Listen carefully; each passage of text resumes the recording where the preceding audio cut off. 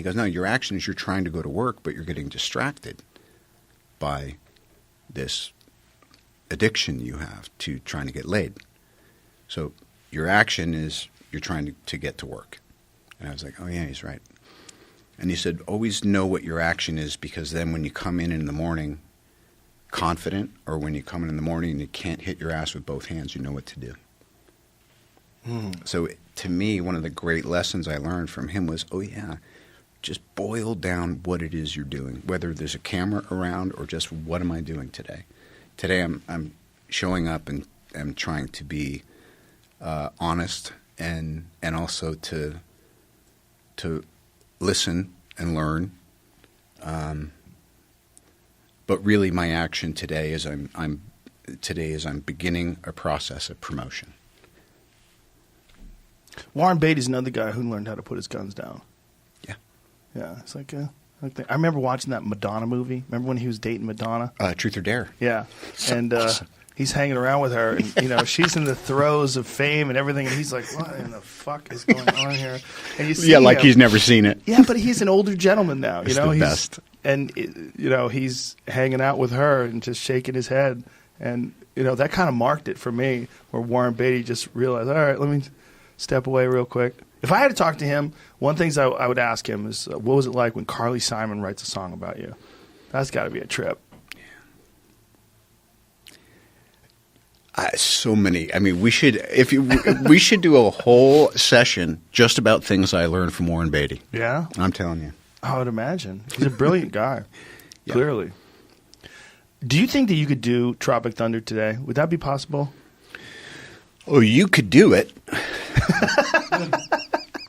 And again, like Eddie, I look back to me, that movie to me was a circle back to my dad's movie called Putney Swope, which I highly recommend anyone who hasn't seen to see, about a black guy who takes over an ad agency in the 60s because everyone votes for him when the head of the company dies because they think no one else will. And it's about what happens when someone who is free-spirited takes over an essentially corrupt endeavor.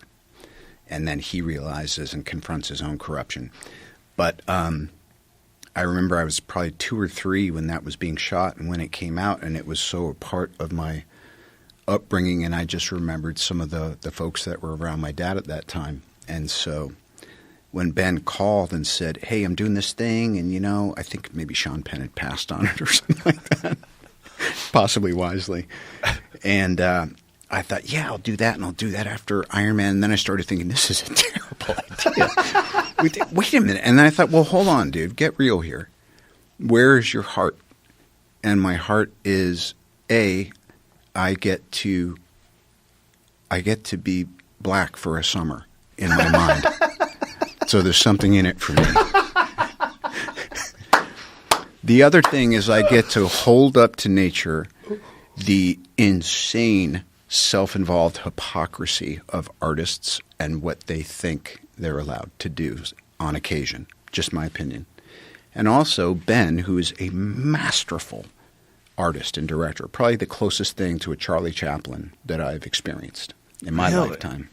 He writes, he directs, he acts. If you had seen him when he was directing this movie, you would have been like, I'm watching David Lean, I'm watching Chaplin, I'm watching Coppola.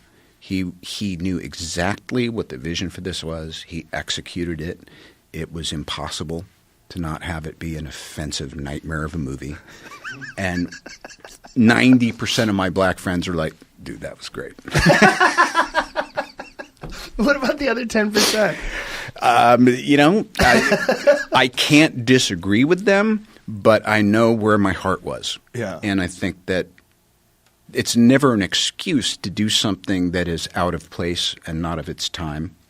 But to me, it was just it was a blasting cap on. And by the way, I think White Chicks came out pretty soon after that. Yeah. And I was like, I love that. Yeah. I was like, that was great. Yeah. So, Well, it might be the last time we see that. Unless things change. It seems like no one can really – I don't think you could do blackface anymore. I mean, we almost lost the Prime Minister of Canada because he did brownface. He Yes. pretended to be Saudi Arabian, right? Yeah. He did Arabian Nights in high school or something like that.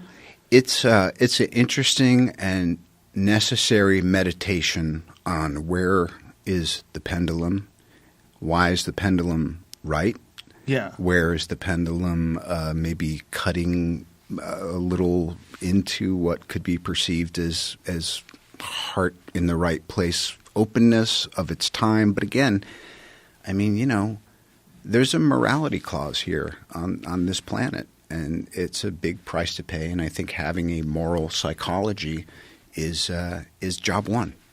So sometimes you just got to go, I effed up. Again, not in my defense, but Tropic Thunder was about how wrong that is. Yes. So I take exception. No, I think you could do it today. I think you could. I think it could be done today. There would be so much outrage, but there would also be people cheering. And if we boiled down all the bullshit and got to the actual result of what the film did, it's fucking hilarious. To this day, I watched it again about a year and a half ago. It's a great movie. It's a great, fun movie. Yep. I mean, it's ridiculous, over the top, hilarious.